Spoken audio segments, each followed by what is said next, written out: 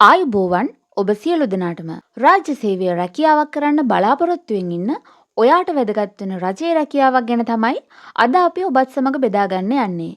මෙම වීඩියෝව තුළින් ඔබට එම අවස්ථාව පිළිබඳව සියලුම අත්‍යවශ්‍ය තොරතුරු ලබා දෙන්න බලාපොරොත්තු වෙනවා. එම නිසා මෙම වීඩියෝව අවසන් වනතුරු අප සමග රැඳී සිටින්න.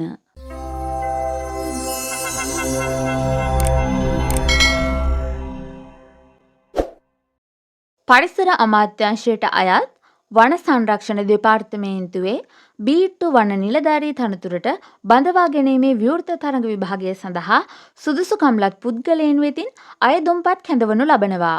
අපි මේ වීඩියෝ එකෙන් කතා කරන්න බලාපොරොත්තු වෙනවා මෙම තනතුරට අයත් පොදු නියමයන් හා සේවා කොන්දේසි පිළිබඳව, වයස් සීමාව පිළිබඳව, අධ්‍යාපනික සුදුසුකම්, වෘත්තීය සුදුසුකම්, කායික සුදුසුකම් හා වෙනත් සුදුසුකම් පිළිබඳව, වැටුප් පරිමාණය පිළිබඳව, බඳවා ගැනීමේ ක්‍රමවේදය පිළිබඳව, ඒ වගේම විභාග ගාස්තු සහ අයදුම්පත් යොමු කරන ආකාරය යන කරුණු පිළිබඳව මෙම තනතුරට අදාළව සේවයේ අනුයුක්ත කරවීමේ පොදු නියමයන් හා සේවා කොන්දේසි පිළිබඳව කතා කිරීමේදී මෙම තනතුර ස්ථීර වන අතර විශ්‍රාම වැටුප් සහිතයි.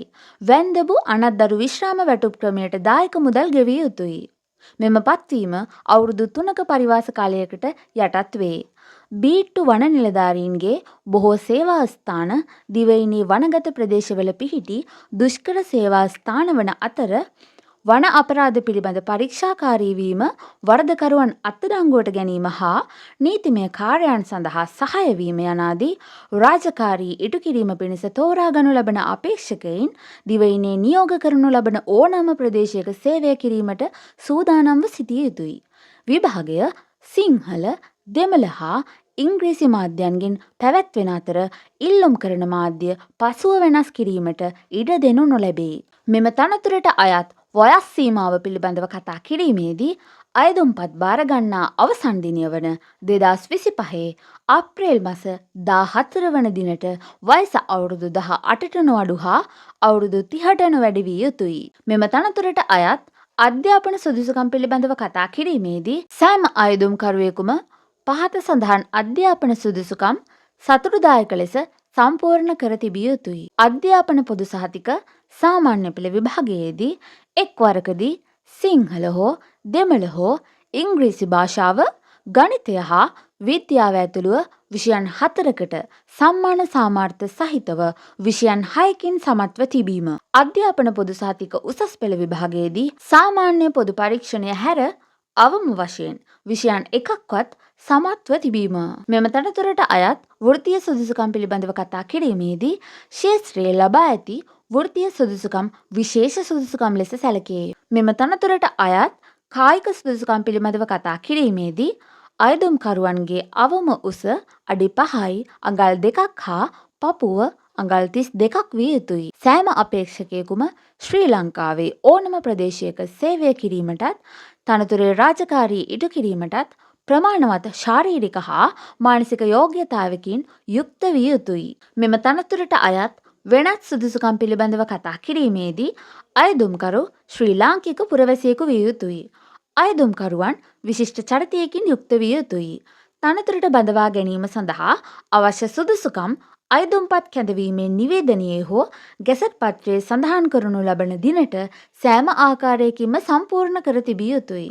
මෙම තනතුර සඳහා අයදුම් කළ හැක්කේ පිරිමි අයදුම්කරුවන්ට පමණයි. මෙම තනතුරට අයත් වැටුප් පරිමාණය පිළිබඳව කතා කිරීමේදී MN 1 2016 යන වැටුප් කේතය යටතේ රාජ්‍ය පරිපාලන චක්‍රලේඛ 3/2016ට අනුව ආරම්භක මූලික වැටුප රුපියල් 27140 සිට මෙම තනතුරට බඳවා ගැනීමේ ක්‍රමවේදය පිළිබඳව කතා කිරීමේදී ලිඛිත තරඟ විභාගයකින් අයදුම්කරුවන් ලබා ගන්නා ලකුණු අනුව ඉහළම ලකුණු ලබාගත් අයදුම්කරුවන් අතරින් බඳවා ගැනීමට අනුමත කර ඇති සංඛ්‍යාව මෙන් දෙගුණයක සංඛ්‍යාවක් ව්‍යුහගත සම්මුඛ පරීක්ෂණය සඳහා කැඳවනු ලබන අතර ඒ අනුව ඒකාබද්ධ ඉහළම ලකුණු ලබාගෙන ඇති අයදුම්කරුවන් කුසලතා අනුපිළිවෙලින් පුරප්පාඩු සංඛ්‍යාව අනුව තනතුරට බඳවා ගනු ලැබේ. ලිඛිත තරඟ විභාගය ප්‍රශ්න පත්‍ර දෙකකින් යුක්ත වන අතර සමත් වීම සඳහා ඔබ විසින් එක් විෂයක් සඳහා අවම වශයෙන් ලකුණු ප්‍රමාණය 40%ක්වත් ලබා ගත යුතුයි. එමෙන්ම මෙම ප්‍රශ්න පත්‍ර දෙකටම පෙනී සිටිය යුත්තේ එකම භාෂා මාධ්‍යයෙනි. මෙම ලිඛිත තරඟ විභාගයේ පළමු ප්‍රශ්න පත්‍රය වන්නේ බුද්ධි පරීක්ෂණයයි. මෙහිදී ඔබට පැයක කාලයක් ලබා දෙන අතර ලබා දෙන උපරිම ලකුණු සංඛ්‍යාව 100යි. මෙහි විෂය නිර්දේශය පිළිබඳව කතා කිරීමේදී අපේක්ෂකයාගේ සිතීමේ තර්කානුකූලතාවයත් විශ්ලේෂණ තත්වයත් තීරණ ගැනීමේ තත්වයත් විනිශ්චය කිරීම සඳහා බහුවර්ණ හා කෙටි පිළිතුරු සැපයීමේ ප්‍රශ්න 50කින් යුක්ත ප්‍රශ්න පත්‍රයකි. ප්‍රශ්න සියල්ලටම පිළිතුරු සැපිය යුතුයි. මෙම ලිඛිත තරග විභාගයේ දෙවන ප්‍රශ්න පත්‍රය වන්නේ තාක්ෂණයයි. මේ සඳහා කාලය පැය 2ක් ලබා දෙන අතර උපරිම ලකුණු සංඛ්‍යාව ලකුණු 100යි. මෙහි විෂය නිර්දේශය පිළිබඳව කතා කිරීමේදී අර්ධ ව්‍යෝහගත හා ව්‍යෝහගත ප්‍රශ්න වලින් යුක්ත වන අතර වන සම්පත සහ එහි ජීවීන්ගේ පැවැත්ම කෙරෙහි දේශගුණික හා කාලගුණික තත්ත්වයන් බලපානු ලබන ආකාරය පිළිබඳ අවබෝධය, ශ්‍රී ලංකාවේ පාරිසරික තත්ත්වයන්, භූගෝලීය වැදගත්කම් හා ස්වාභාවික ආපදාවන් පිළිබඳ අවබෝධය, ශ්‍රී ලංකාවේ සාම්ප්‍රදායික හා නවීන කෘෂිකර්ම ආර්ථිකය කෙරෙහි වූ දැනුම, පරිසර අමාත්‍යාංශය වන සංරක්ෂණ දෙපාර්තමේන්තුව සම්බන්ධ වැදගත් තොරතුරු, එහි කාර්යයන් හා පරමාර්ථ පිළිබඳ අවබෝධය, ස්වාභාවික පරිසරය, වනාන්තර හා වෘක්ෂලතා පිළිබඳ දැනුම, වනාන්තර හා මහජනතාව අතර ඇති සමීප සම්බන්ධතාවය පිළිබඳ වැදගත්කමේ අවබෝධය, භූගෝල විද්‍යාව පිළිබඳ මූලික දැනුම, දේශීය හා පෘථිවියේ හැඩය, කලාපීය භූගෝලීය ලක්ෂණ හා පිහිටීම් ආදිය පිළිබඳ දැනුම, සාමාන්‍ය දැනුම මැන බැලීම. අයදුම්පත් යොමු කිරීම පිළිබඳව කතා කිරීමේදී අයදුම්පත ශ්‍රී ලංකා විභාග දෙපාර්තමේන්තුවේ නිල වෙබ් අඩවියේ our services යටතේ ඇති online applications recruitment exams ඔස්සේ පළ කර ඇති අතර අයදුම්පත් ඉදිරිපත් කළ හැක්කේ මාර්ගගත ක්‍රමයට පමණි. අයදුම්පත් බාරගන්නා අවසාන දිනය වන්නේ 2025 අප්‍රේල් මාස 14 වන දිනයි. මාර්ගගත විභාග අයදුම්පත ඉංග්‍රීසි භාෂාවෙන් පමණක් සම්පූර්ණ කළ යුතුයි. දැනට රාජ්‍ය සේවයේ හෝ පළාත් රාජ්‍ය සේවයේ නියුතු අයදුම්කරුවන් විසින් විභාග අයදුම්පතේ පිටපත් තම පෞද්ගලික ලිපිගොනුවට ඇතුළත් කිරීම සඳහා අදාළ බලධාරීන් වෙත බාර දිය යුතු අතර සම්මුඛ පරීක්ෂණය සඳහා කැඳවනු ලබන අවස්ථාවේදී ආයතන ප්‍රධානියා විසින් සහතික කළ අයදුම්පතේ පිටපතක් සහ සේවය සනාථ කිරීමේ ලිපියක් ඉදිරිපත් කළ යුතුයි. විභාග ගාස්තු පිළිබඳව කතා කිරීමේදී විභාග ගාස්තුව රුපියල් 600ක් වන අතර විභාග ගාස්තු ගෙවීමේදී මාර්ගගත පද්ධතියෙන් ලබා දෙන පහත ගාස්තු ගෙවීමේ ක්‍රමවේද යටතේ පමණක් ගෙවීම සිදු කළ යුතුයි. ඕනෑම බැංකු ණය කාඩ් පතක් මගින් අන්තර්ජාල ගෙවීම පහසුකම් සහිත ඕනෑම බැංකු හර කාඩ් පතක් මගින් ලංකා බැංකු ඔන්ලයින් බැංකු ක්‍රමය මගින් ඕනෑම ලංකා බැංකු ශාඛාවක් මගින් ඉහත ක්‍රම මගින් ගෙවීම සිදු කරන ආකාරය පිළිබඳ උපදෙස් වෙබ් අඩවියේ විභාගයට අදාළ තාක්ෂණික උපදෙස් යටතේ පළ කර ඇත.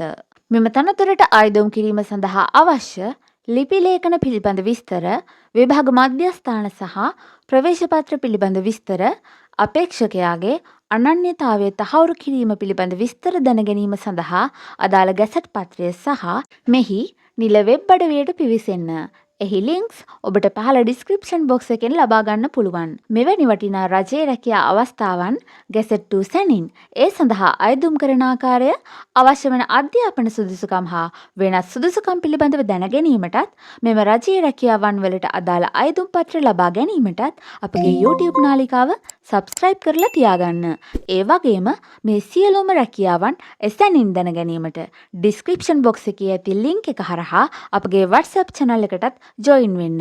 මෙම වටිනා රජයේ රැකියා අවස්ථාව ඔබගේ මිතුරන් සමගත් බෙදා ගන්න. මේ වීඩියෝ එක ඔබට ප්‍රයෝජනවත් නම් ලයික් කරන්න, කමෙන්ට් කරන්න, ෂෙයා කරන්න. ඔබට ජය!